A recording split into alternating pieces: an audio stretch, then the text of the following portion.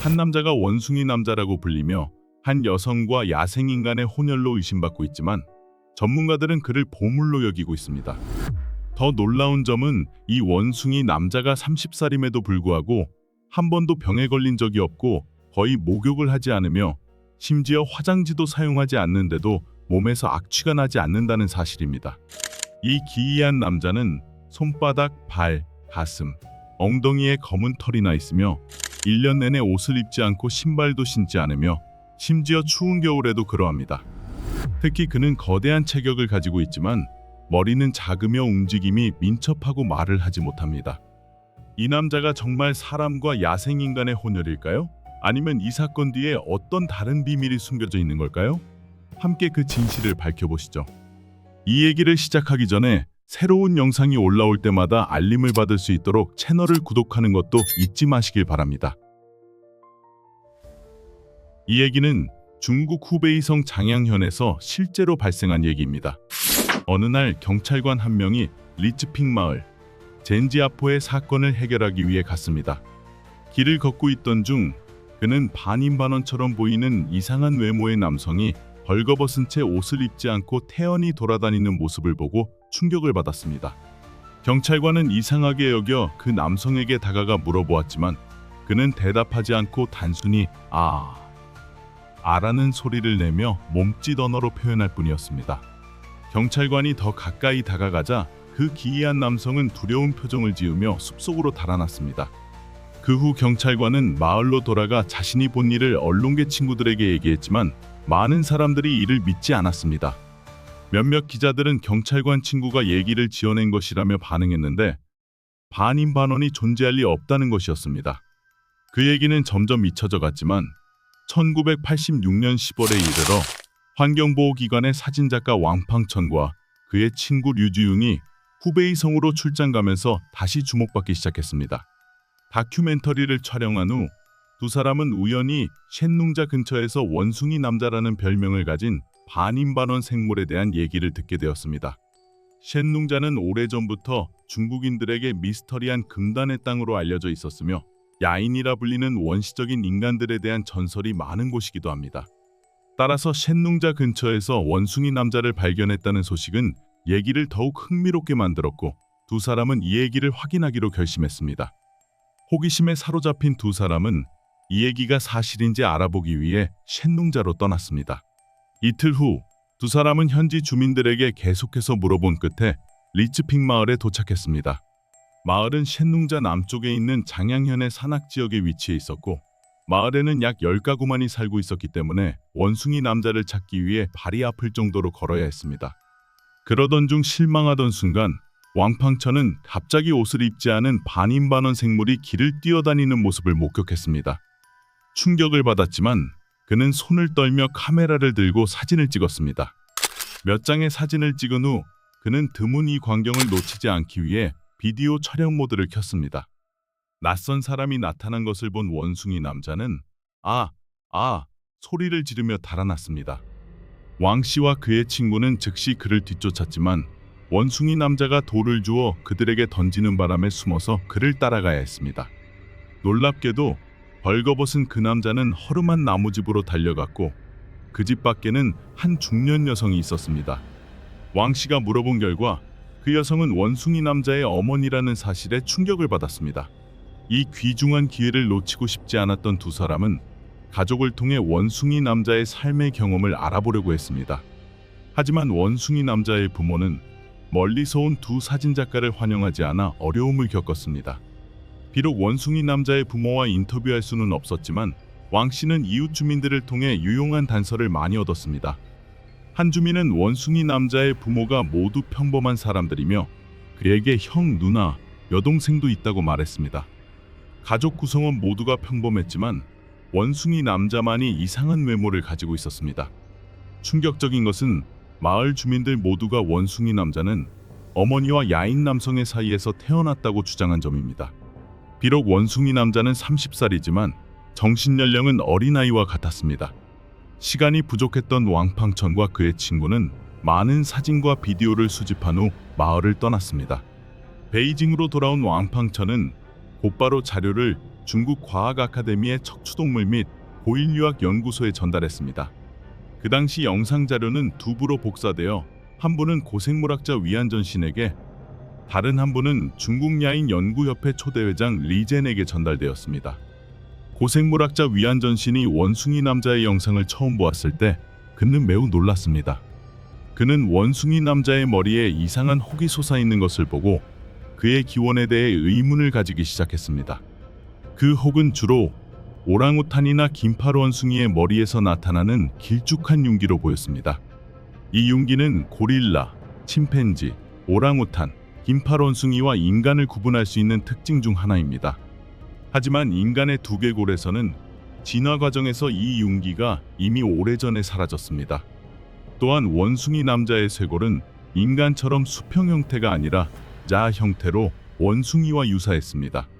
게다가 원숭이 남자의 팔은 매우 길어 오랑우탄의 팔과 비슷했습니다. 그렇다면 왜 원숭이 남자의 머리에 융기가 있을까요? 그가 정말 마을 사람들이 말한 대로 인간과 야인의 혼혈일까요? 전문가들은 원숭이 남자가 깊은 숲속 야인과 여성 사이에서 태어난 혼혈일 가능성이 있다고 추측했습니다. 그러나 당시 기술이 낙후되고 교통수단이 열악했던 탓에 전문가들은 리즈핑 마을로 돌아가 그들의 추측을 확인하지 못했습니다. 그 와중에 리제는 원숭이 남자에 대한 사진과 비디오를 매우 흥미롭게 여겼습니다. 관련 문서와 도구를 준비한 그는 후베이 성으로 가 진실을 조사할 계획이었습니다. 그러나 출발하기 전 리 씨는 병을 얻었고 1995년 암으로 세상을 떠났습니다. 리젠이 병으로 사망한 후 그의 아내와 딸 리아이핑은 그의 물건을 정리하던 중 몇 장의 사진과 비디오 테이프를 발견했습니다. 리아이핑이 원숭이 남자의 사진을 보았을 때 그녀는 매우 충격을 받았습니다. 사진 속에는 옷을 입지 않은 채 키가 크고 원숭이를 닮은 남성이 찍혀 있었습니다. 테이프의 제목은 쉔룽자에서의 야인 첫 탐험으로 그녀의 관심을 끌었습니다. 비디오를 끝까지 본 후 리아이핑은 이것이 매우 중요한 자료라고 판단해 공개하기로 결정했습니다.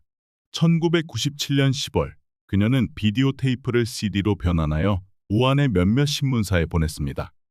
이후 우한의 한 신문사는 원숭이 남자에 관한 얘기를 게재했고 그 얘기는 즉시 큰 관심을 끌며 언론의 주목을 받았습니다. 원숭이 남자에 대한 정보는 순식간에 수백만 명의 관심을 사로잡았고 전문가들도 진실을 밝히기 위해 나서기 시작했습니다. CCTV 취재진은 원숭이 남자의 형인 정판룽을 찾아가 인터뷰를 진행했습니다. 정 씨는 마을에서 자신의 동생이 원숭이 남자라는 별칭으로 불렸지만 사실 그의 이름이 따로 있다고 밝혔습니다. 원숭이 남자의 본명은 정판성으로 1957년 리츠핑 마을에서 태어났습니다. 정판성이 태어났을 때 그의 기이한 외모 때문에 온 마을이 술렁거렸습니다. 형의 말에 따르면 동생의 손바닥과 발에는 검은 털이 나 있었고 가슴과 엉덩이에도 약간의 털이 있었습니다. 그런 기이한 아이가 태어난 것을 본 마을 사람들은 웅성거리며 여러 가지 의문을 제기했습니다. 일부 주민들은 정 씨의 어머니가 쉔룽자 숲속의 야인들에게 납치된 적이 있다고 주장했습니다. 그녀가 나무를 하러 산에 갔다가 돌아온 후 그녀의 배가 부풀어 올랐고 개월 후 정판성을 출산했다고 합니다. 더욱이 아이의 검은 머리카락이 점점 빠지면서 마을 사람들은 그가 인간과 야인의 혼혈이라고 더욱 확신하게 되었습니다. 정판성이 자라면서 가족들은 그의 지능이 전혀 발달하지 않고 어린아이 수준에 머무르는 것을 알게 되었습니다. 이 원숭이 남자는 연중 내내 벌거벗은 채로 옷을 입지 않고 신발도 신지 않았으며 심지어 가장 추운 겨울에도 그러했습니다. 원숭이 남자는 인간에게서 태어났지만 피부와 얼굴은 오랑우탄이나 원숭이를 닮았습니다. 뿐만 아니라 그의 등은 굽었고 어깨는 움츠려 있었지만 움직임은 매우 민첩했습니다. 그는 글을 배우려 했지만 말을 하지 못했고 단순한 울음소리 몇 가지만 낼 수 있었습니다.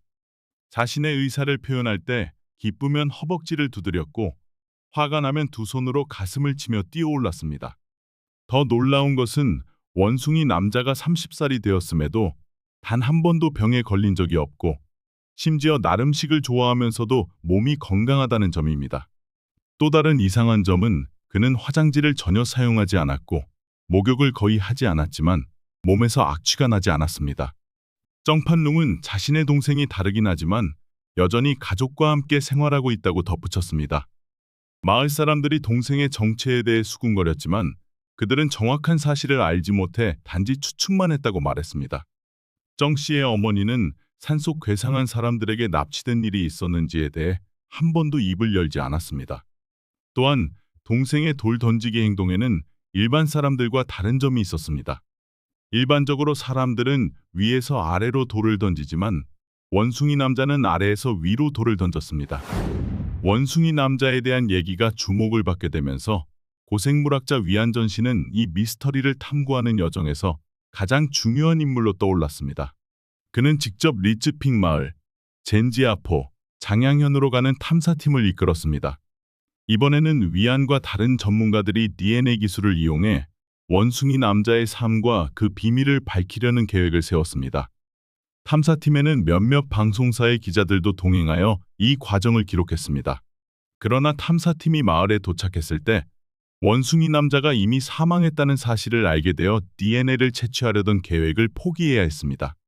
가족의 한 친척은 원숭이 남자의 부모가 사진작가 왕팡천을 만난 지 1년 만에 사망했다고 전했습니다. 형제 자매들은 이미 결혼하여 따로 살고 있었기 때문에 원숭이 남자는 돌봐줄 사람이 없어 여기저기를 돌아다니며 음식을 구걸할 수밖에 없었습니다. 마을 사람들이 주는 바나나부터 채소까지 그는 주어진 것을 먹으며 지냈습니다. 1989년 겨울, 원숭이 남자는 며칠간 설사 증상을 앓다가 결국 사망했습니다.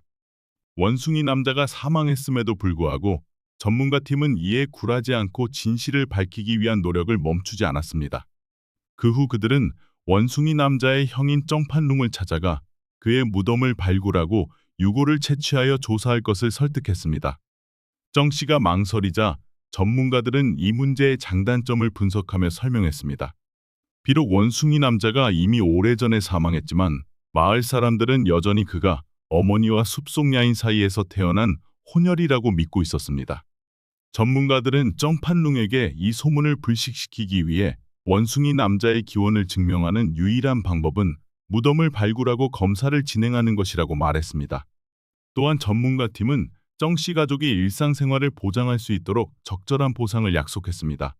전문가들의 설득과 신중한 고민 끝에 정판룽은 마침내 이를 받아들였습니다. 1997년 12월 18일 중국 고생물학자 위안전 씨는 전문가 팀을 이끌고 공동묘지로 향했습니다. 몇 시간의 발굴 작업 끝에 원숭이 남자의 유골이 마침내 모습을 드러냈습니다.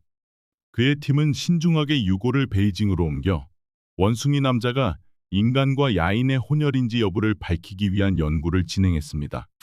연구진을 놀라게 한 점은 이전 이미지 자료에서 보였던 원숭이 남자의 머리 위에 있던 3개의 융기와 유사한 돌출 부위가 더 이상 보이지 않았다는 사실입니다. 이 점에 기반하여 위안전 씨는 원숭이 남자의 머리 위 돌출 부위는 사실 단순한 살덩어리로 부풀어 오른 것에 불과하며 그것이 원숭이처럼 융기가 있는 구조는 아니라고 확신했습니다. 그 후 전문가들은 원숭이 남자의 유골 전체를 척추동물 및 고인류학 연구소로 옮겨 정밀한 뼈 측정을 진행했습니다. 그 결과는 매우 놀라웠습니다.